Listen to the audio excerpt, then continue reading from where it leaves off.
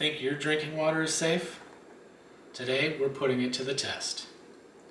I've got tap water, filtered water from an expired filter, and distilled water from this bad boy right here. We're going to see what's really in your glass, and trust me, the results might shock you. Stick around because we'll also show you how to make the purest water taste amazing and healthy. Let's dive in. First up, let's get ourselves some tap water over here.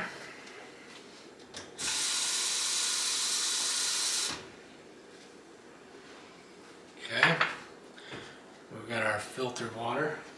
We're getting it out of the refrigerator filter over here. Alright, and then I'm going to grab a little distilled water that we made. Just have these plugs over here. You can see I've got one that's been remineralized, one that is just distilled water.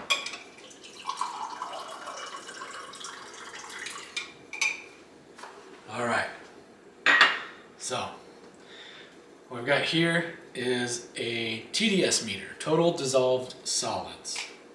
TDS mode, so it'll show us the parts per million. And let's just start with distilled, since it should be the cleanest and not contaminate any of our.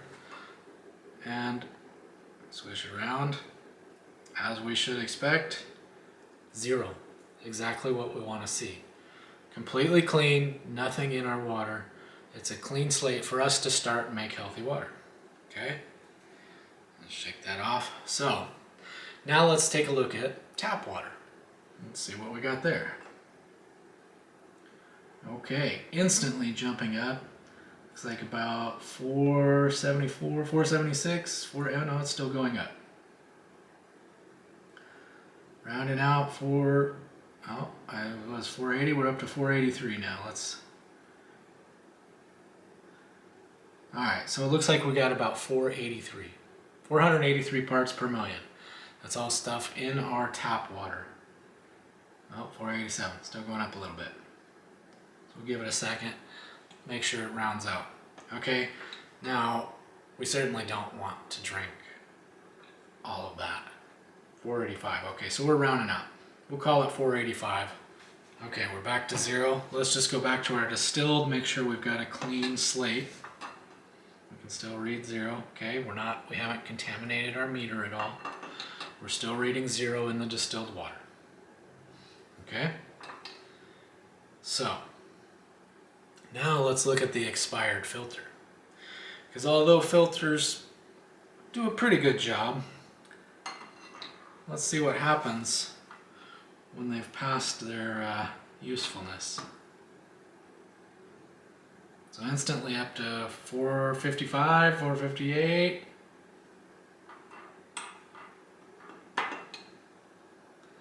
Yeah, 463, still climbing. So when these filters have expired, they're not doing anything for us. And worse yet, I've seen cases where when you test the water from an expired filter, it can actually be worse than the tap water that you're drinking. So they build up these deposits as they're filtering out, and if you haven't changed that filter in time, it can actually be substantially worse. I've seen how I discovered this actually was testing the water, the filtered water from our refrigerator. And at this point, it's essentially doing, well, 480, it's still climbing. So I've seen it read 650, almost 700, because that filter was overused. Now we don't really use it anymore. Because of that, we have switched to distilled water. But something to be aware of, that if you are going to use a filtration system, you really got to be up on making sure that that filter is functioning properly. Because at this point, 488, it's certainly not any better than tap water. So there's that, and that's what led us to the decision. You know, there's lots of water filters out there, canister filters.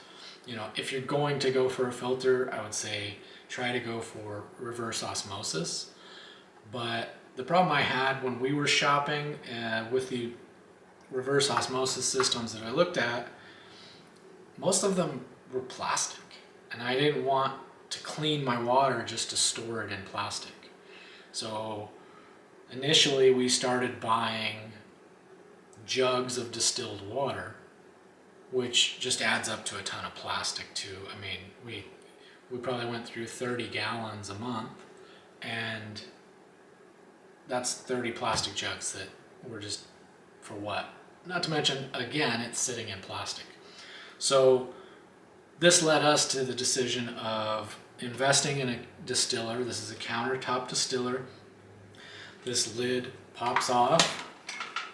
You fill this compartment here, plug it in, push the button, turn it on. There's coils up in this top section, so as it boils the water, the steam enters these coils, and then there's a fan that cools it down, so it condensates in the coils and comes out into our glass carafe here. And this one has one extra little bit. It has a charcoal filter here, so as it comes out of the distiller, it still goes through a charcoal filter, and that just helps with the taste a little bit. So if the water, you could distill water, it'll have 0 parts per million, it's clean, but it might have a smell or a taste that you don't want. So that this is just an extra step, just a tiny little charcoal filter. Pop out here. So it's just this little paper and some charcoal, just helps the water taste a little better. Extra little precaution, just snaps in there. They come with the distiller when you buy it, and then you can just buy replacement packs, no big deal. We replace that roughly once a month. But the good thing about this particular filter, in this case, the water is already coming out pure. There's nothing in it. So this filter, unlike when we're trying to take all the dirty stuff out, these filters build up all those contaminants. If you're a little late replacing this filter, it's not going to change anything. Maybe the water gets a little funny tasting, but it's still clean. Now our filter has gone off. I'm just going to rinse that off and put that away. We'll dry that. So now we've got pure, clean water from our distiller, but what about the minerals? We've stripped everything out of it now, so isn't that a problem too? And yeah, fair question, certainly.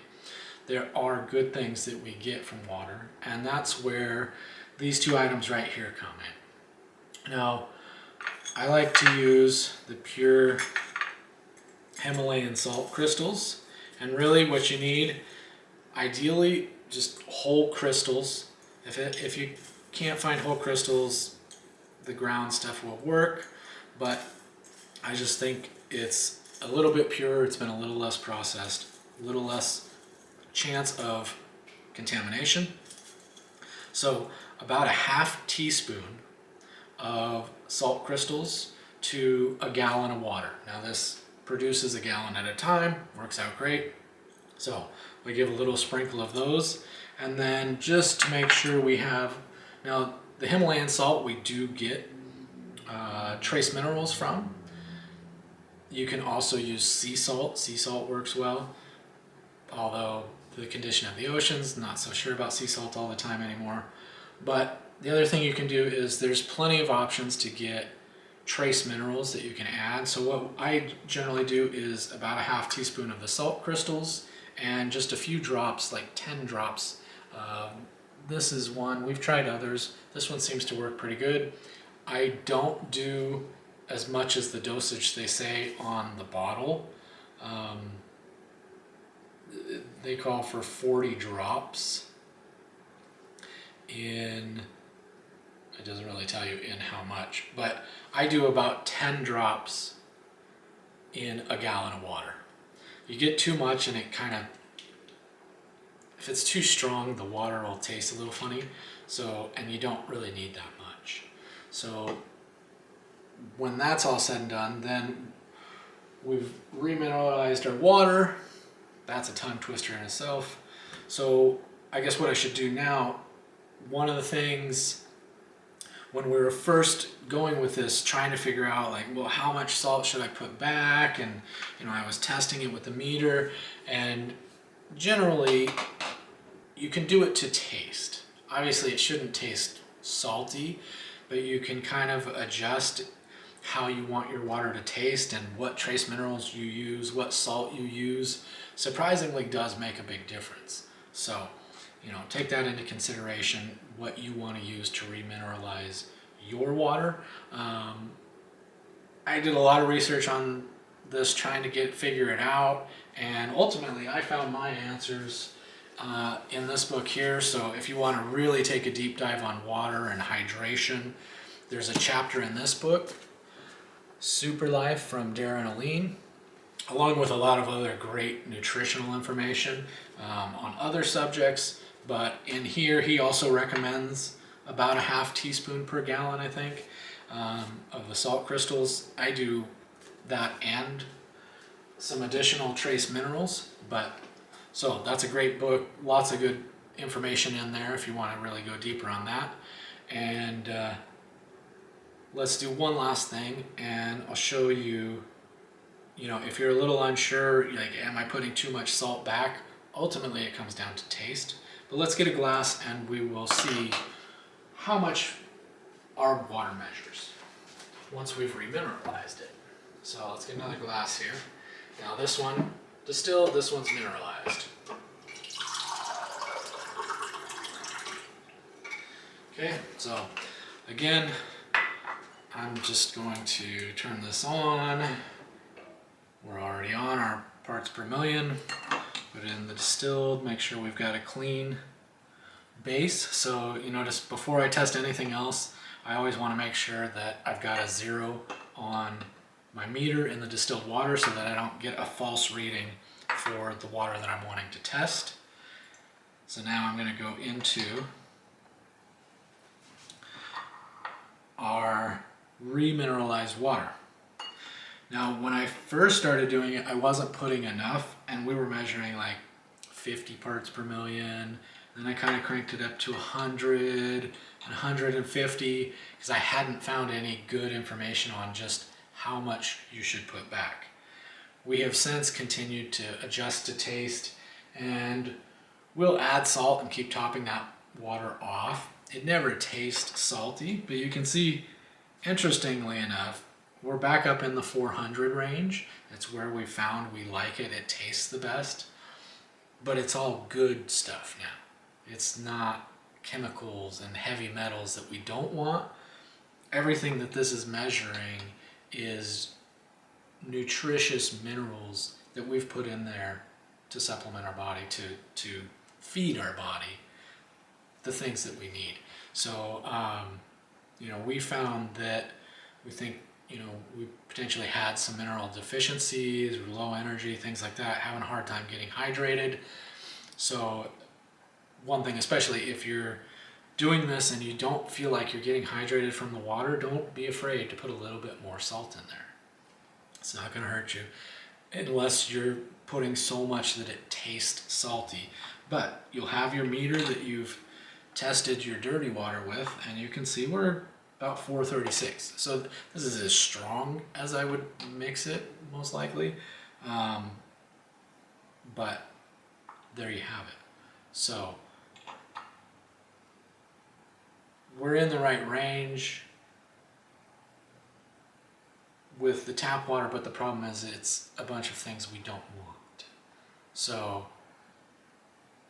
we get a completely clean slate. Now, there's other devices that, there's a device that captures moisture from the air and condensate and generates you water. That's thousands of dollars. Pretty cool device, but the distiller was the best happy medium for me.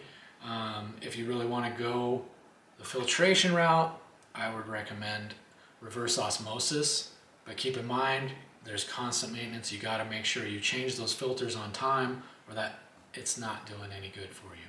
So you really got to keep track of how much water have you pushed through the filter, how long has it been, has it sat and dried out and then you're using it again. Whereas the distiller, pretty low maintenance. Occasionally you can descale the tank because it builds up so this one has run quite a bit of water. Let's see if I can show you guys on the camera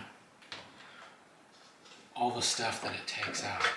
And you can smell the chemicals. So I don't know if you can see that in this lighting, but so it gets all the junk that you don't want, builds up on the outside, but clearly it comes out zero. It doesn't, that's the point. We're cleaning it out.